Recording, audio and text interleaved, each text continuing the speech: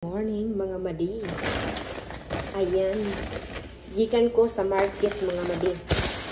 Nagpalit ko og banana.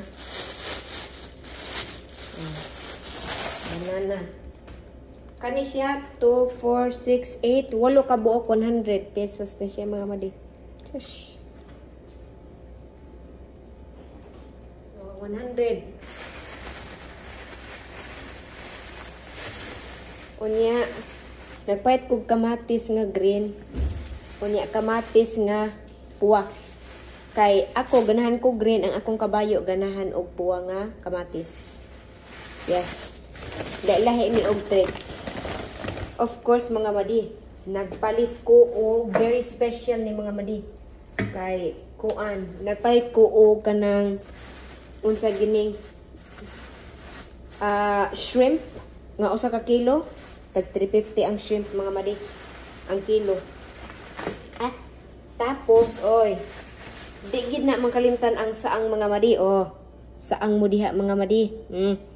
Ako ni siyang limpihuan. Unya ako ang pabukalan kay. Or i-steam kay. Kanang para dili siya madaot. Yes. O, usapod ka kilo ang akong ipalit mga madi. Tag 200 ang kilo. So, ipadapin ulit na nato. Unya, di mawa ang ako ang mga dahon-dahon mga madi. Kay mo ni palig-on sa tuhod mga madi. Unya, di makalimtan ang paliya mga madi. Kay ingon sila better. Kabalaka.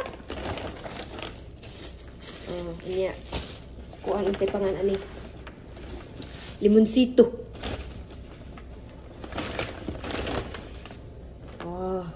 Iparis ni siya sa saang mga madi. Iparis ni sa saang. Ugma ni nako. Ugma ni nako tirahan mga madi. Kay naa ang mga bata. Si Clarky ganahan ani gid pag maayo. So ugma ni nako lutoon.